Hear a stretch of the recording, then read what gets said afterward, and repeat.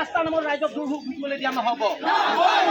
ঠিকাদাৰ হালালকা হাই হাই, কমিশন দি ঠিকা লোৱা হালালকা হাই হাই, লোক নিৰ্মাণ বিভাগ হাই হাই, ইনকলাব জিন্দাবাদ, বিজিৰ অতি শীঘ্ৰে নিৰ্মাণ কৰক, বিজিৰ অতি শীঘ্ৰে নিৰ্মাণ কৰক।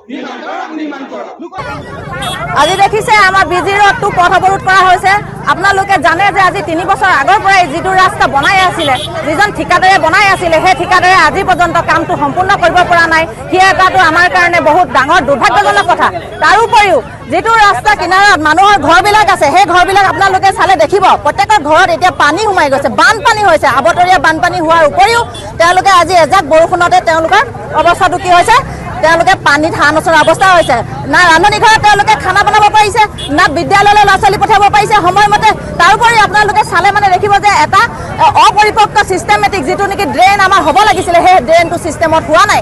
এই চিষ্টেম নকৰাৰ কাৰণে তেওঁলোকে কোন ধৰণৰ কেনেকৈ ইয়াত ইঞ্জিনিয়াৰ আনি লগাইছিলে বা আৰ্কিটেক্সাৰ আনি লগাইছিলে যে এনেধৰণৰ অৱস্থাত আজি মানুহে দুৰ্ভোগ ভুগিবলগীয়া হৈছে। গতিকেলৈ ইয়াত অকল এই ৰাস্তাটোত অকল মানুহৰ ঘৰে নহয়, কেইবাখনো এটা অতি উচ্চ মানদণ্ডৰ বিদ্যালয় আছে, য'ত নেকি বিদ্যালয়লৈ ৰাতিপুৱাই ল'ৰা ছোৱালী আহিবলগীয়া হয়।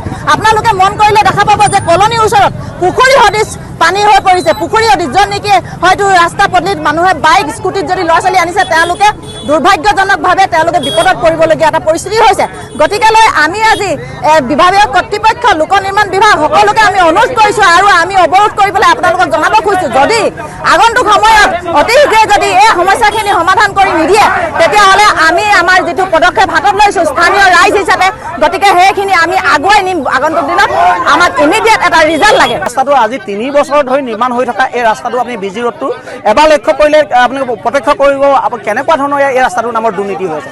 ঠিকাদাৰ হালালকাই কমিশন দি এই দুৰ্নীতিগ্ৰস্ত ঠিকাদাৰ হালালকাক আচলতে কামটো দিয়াৰ কাৰণে আচলতে এই শিৱসাগৰ ৰাইজে বিজি ৰোডত অহা যোৱা যাতায়াত কৰা প্ৰত্যেকজন যাতায়াতে আচলতে এই দুৰ্ভোগ ভুগিবলগীয়া হৈছে।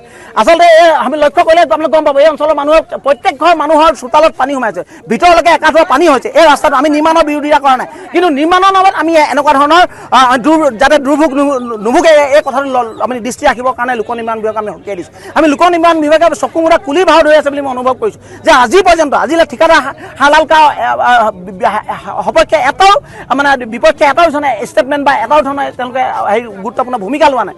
সেইকাৰণে আমি অনুৰোধ জনাইছোঁ অতি সোনকালে এই ৰাস্তাটো নিৰ্মাণ কৰক, এই ৰাস্তাটোৰ নামত যাতে ৰাইজে কোনো দুৰ্ভোগ নুভোগে তাৰ প্ৰতি লক্ষ্য ৰাখক, আৰু অতি সোনকালে এই যিহেতু ভুগি আছে মানুহক এই সমস্যাবোৰ সমাধান কৰক।